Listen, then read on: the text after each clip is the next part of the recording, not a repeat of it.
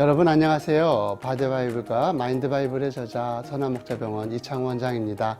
오늘은 여러분과 인간의 감정 중에서 불안이라고 하는 감정에 대해 이야기를 해보려고 합니다.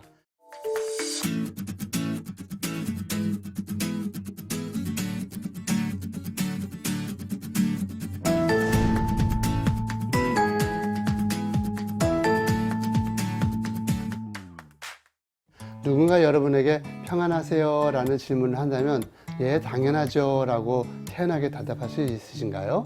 아마도 그런 일은 많지 않을 겁니다. 필연적인 죽음에 대한 불안, 막연한 미래에 대한 불안, 언제 닥칠지도 모르는 질병에 대한 불안. 인간은 끊임없이 불안해하고 조바심 내면서 하루하루를 살아가고 있습니다.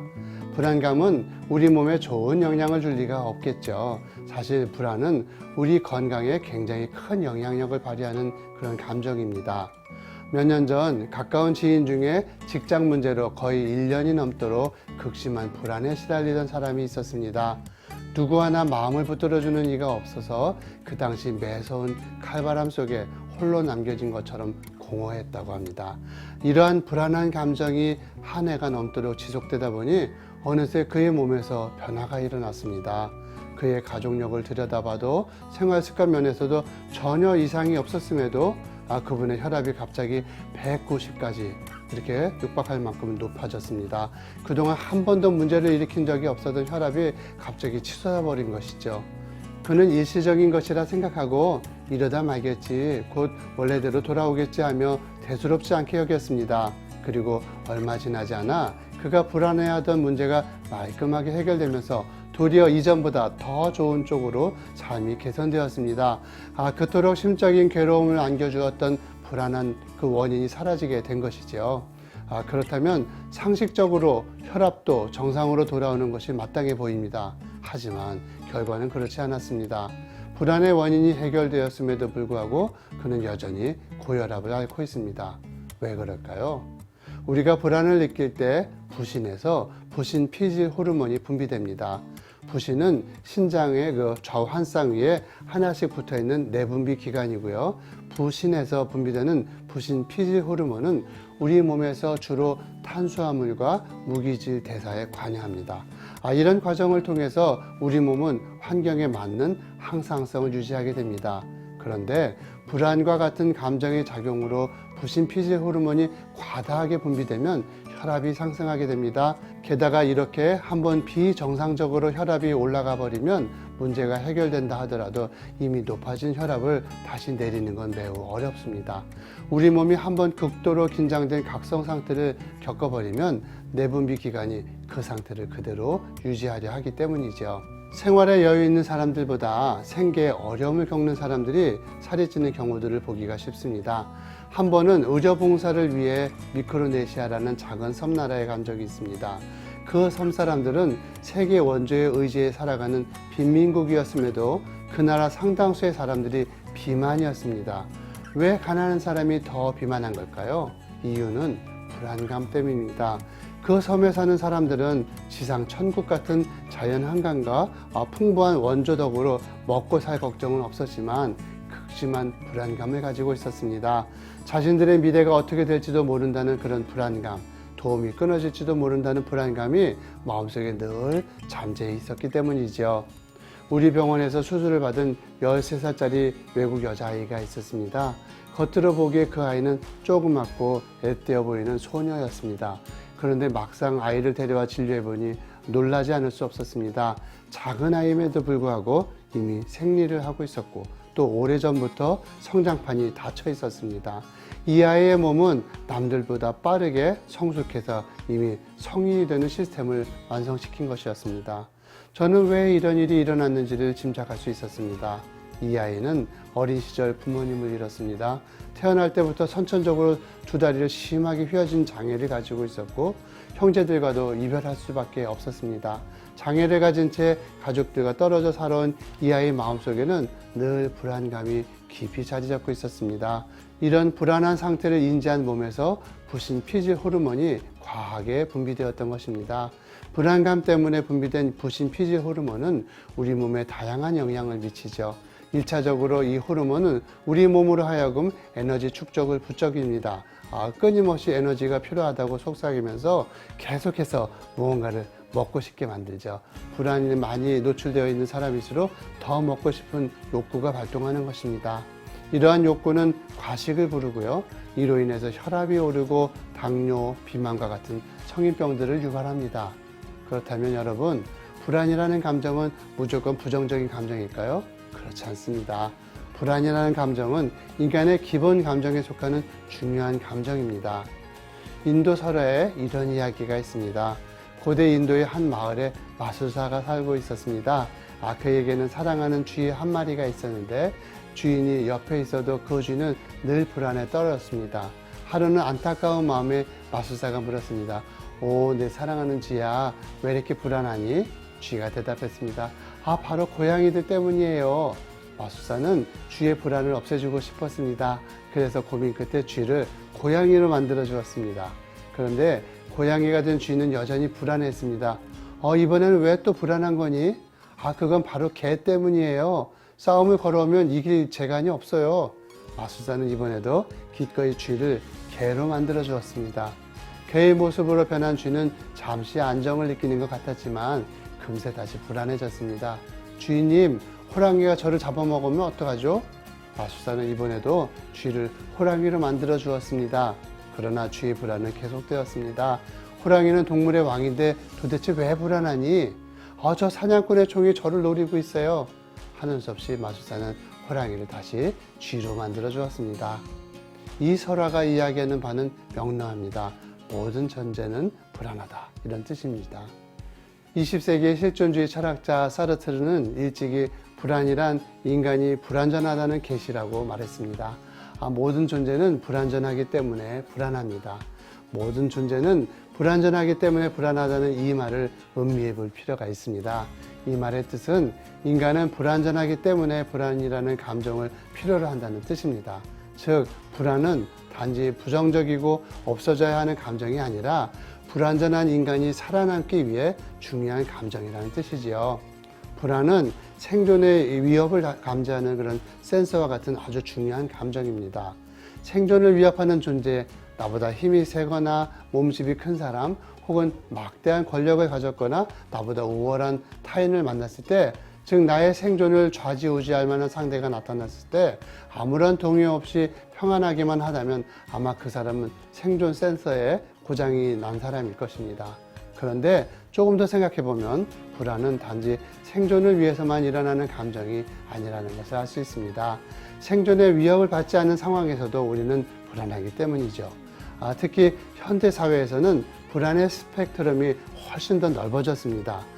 생존을 넘어 더 질 좋은 삶, 더 수준 높은 삶을 살고 싶은 욕구, 즉 자아를 확장하고 싶은 욕구가 늘 삶과 공존하고 있기 때문이죠. 명예가 실추될까봐, 또 가진 것을 잃게 될까봐, 나의 이미지가 안 좋아질까봐, 또 인간관계에서 실패할까봐, 직장에서 뒤처질까봐 우리는 생존 이상의 것을 꿈꾸면서 아직도 다가오지 않은 미래 때문에 불안해합니다.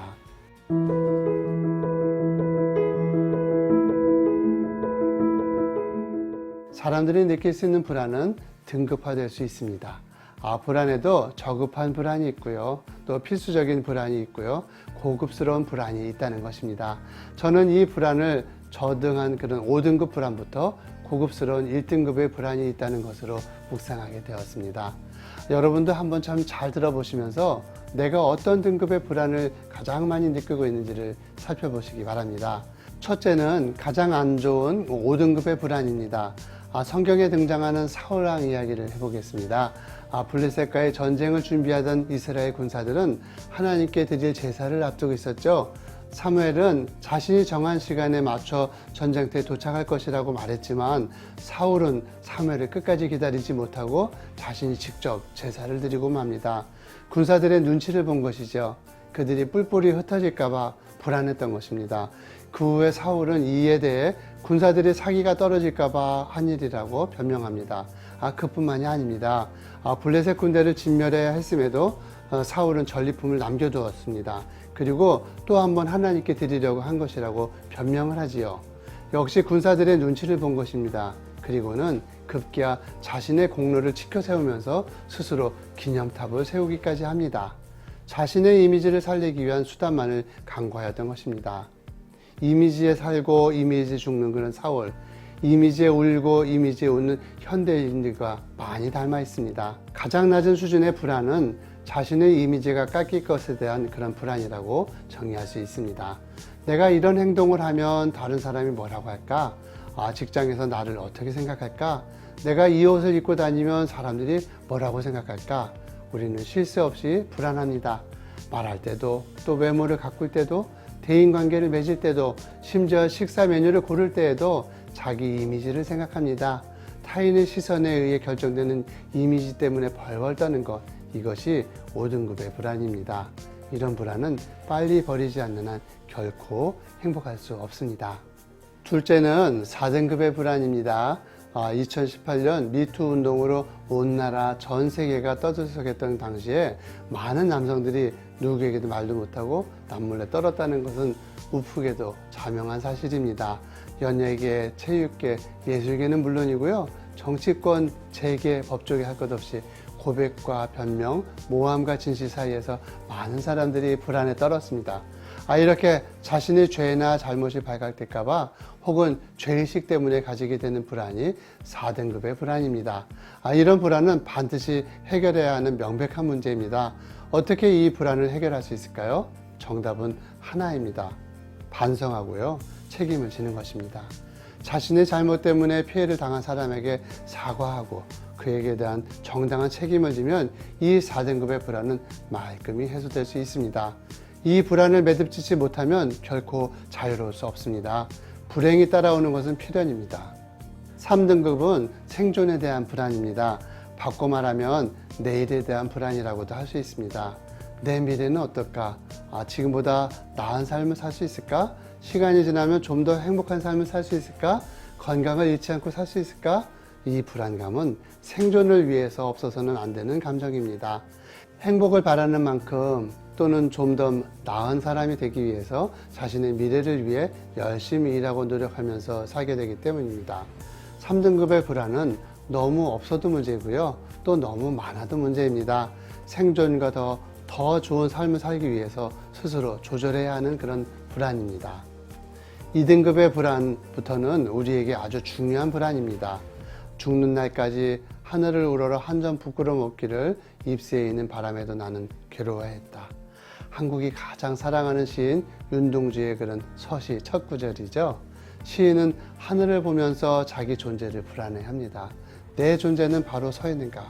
내 삶은 올바른 방향으로 가고 있는가? 자신의 양심 앞에 서서 스스로의 삶을 냉정하게 바라봅니다. 민족이 처한 현실과 역사 앞에 내가 선택한 이 길이 바로 올바른 길인가? 자신에게 스스로 묻고 또 물으면서 불안해합니다. 불안한 마음을 그대로 품은 채 시인은 뒤이어 이렇게 고백합니다. 별을 노래하는 마음으로 모든 죽어가는 것들을 사랑해야지. 그리고 나한테 주어진 길을 걸어가야겠다. 2등급의 불안은 자기 존재에 대한 불안이라고 할 수 있습니다. 윤동주의 시를 가만히 보고 있으면 자기 존재에 대한 불안감이 새로운 사명과 비전에 대한 결단으로 이어지는 것을 볼 수 있습니다. 자기 불안을 모티브로 삼아 더 나은 인간상을 지향하며 한 발자국 나아가고 있는 것입니다. 직장인으로서, 또 사명자로서, 자녀로서, 부모로서, 크리스천으로서 나는 떳떳하게 살아가고 있는가? 떨리는 마음으로 돌아볼 수 있는 사람, 이런 불안감을 느낄 수 있는 사람은 점점 더 아름다워집니다. 그 삶은 나날이 더 성숙해질 수밖에 없겠죠. 마지막으로 가장 중요한 1등급의 불안이 있습니다. 다윗이 충직한 부하인 우리아의 아내 바세바와 간음을 하고 그 죄가 드러나게 되었을 때 그는 자신의 죄를 낱낱이 실토하며 즉각 회개하는 모습을 보입니다. 다윗은 자기 이미지가 백성들 앞에서 실추되지 않을까 불안을 고백하지 않았습니다. 또한 자신의 죄 때문에 치러야 할 대가 때문에 불안해하지도 않았습니다. 다윗이 느꼈던 불안은 오직 하나, 창조주 앞에서 느끼는 그런 불안이었습니다. 선지자 나단을 통해 하나님의 질책을 들은 다윗은 나를 주 앞에서 쫓아내지 마시며 주의 성신을 내게서 거두지 마소서라고 울부짖습니다. 다윗의 불안은 오직 하나님과의 관계가 끊어지지는 않을까의 문제였습니다. 이것이 가장 높은 차원의 영적인 불안, 창조주와의 관계성 앞에서 느끼는 불안입니다. 사람들 앞에서 자기 이미지가 깎여도 좋고 생존의 위협을 받아도 견딜 수 있고 어떤 무거운 책임을 지는 것도 감당할 수 있는데 주의 성신이 떠나가는 것, 하나님과의 관계 단절만은 견딜 수 없다는 간절한 고백입니다. 이러한 불안을 가진 자의 삶은 그야말로 빛이 납니다. 그의 삶은 거룩해집니다. 어제보다 오늘 더 하나님과 가까워지며 오늘보다 내일 더 예수 그리스도를 닮아가게 됩니다. 불안의 5등급을 정리하자면 5등급에서부터 3등급까지의 불안은 소유에 대한 불안이라고 할 수 있습니다. 자신이 소유하고 있는 재물과 명예, 이미지를 잃어버릴지도 모른다는 그런 걱정에서 나오는 불안감입니다. 5등급과 4등급의 불안은 빨리 떨쳐내야 할 불안입니다. 3등급의 불안은 우리의 생명과 인생을 위해 적절히 조절하면서 간직해야 할 불안입니다. 2등급의 불안과 1등급의 불안은 존재에 대한 불안이라고 할 수 있습니다. 자신의 양심 앞에 더 나아가 코람되어 하나님 앞에 내가 어떤 존재여야 하는가에 대해 고민하고 고백하는 거룩한 불안인 것입니다. 현대는 불안의 시대입니다. 그런데 이 5등급의 불안으로 보자면 현대인들이 느끼는 불안의 등급은 거의가 저등급의 불안이 아닐까요? 그 옛날 다니엘, 예레미야 같은 사람들이 느꼈던 시대와 사명을 끌어안고 고뇌하던 그런 불안, 다윗처럼 하나님과의 관계성이 끊어지면 어떻게 될까 하던 그런 고급스러운 불안이 적어져 가는 것은 아닐까요? 여러분, 이제 우리가 간직한 불안이 어느 등급인지 마음을 들여다볼 필요가 있습니다. 5등급의 불안에 시달리고 있다면 반드시 벗어나야 합니다. 4등급의 불안이 있다면 용기를 내고 책임을 져서 문제를 해결해야 합니다.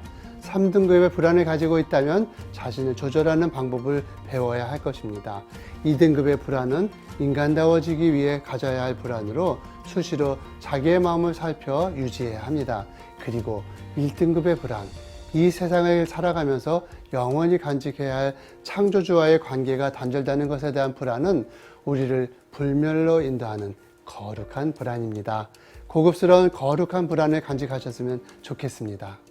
이상으로 선한목자병원 이창호 장로였습니다. 감사합니다.